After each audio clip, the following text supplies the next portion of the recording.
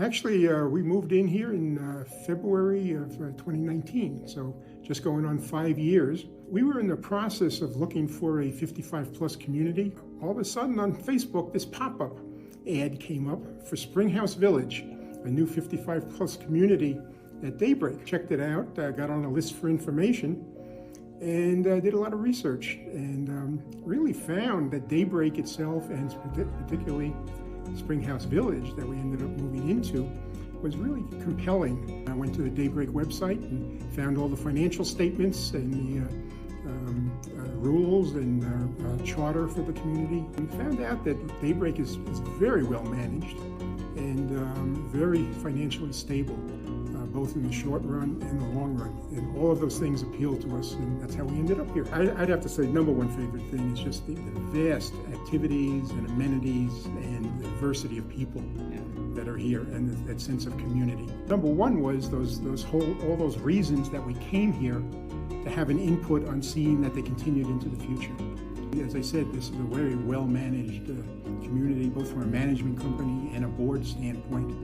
And I thought I could contribute to that long-term stability and growth of the organization and the community. I have a background also, as I said, a business background. I've been retired for quite a few years now. And I've been able to use my business background to bring value to various nonprofit organizations. This is the third HOA community that I've lived in over the years. We lived here in Utah. We've been here for about Utah now at 15, 17 years. And a lot of that was in a condo in Holiday. And I was on the board of directors for the condo and the treasurer of that organization. So I had a lot of experience with HOAs, a lot of business experience, a lot of financial experience, and thought it was a valuable way to contribute to the community. I guess my message is to follow the communications. There's just so many ways to find out what's going on. I really encourage people, though, whenever possible, to get more involved in the community, not just the activities of the community, but the running and management of the community. And pay attention to newsletters or emails or some of the social media where you can find out more about the community. Yes, in fact, even before we moved into our house, I ended up on the Budget and Finance Committee. I spent 4 years on the Budget and Finance Committee, which is an excellent way to really learn about what's going on in Daybreak. Coke or Pepsi? Oh, that's a tough one.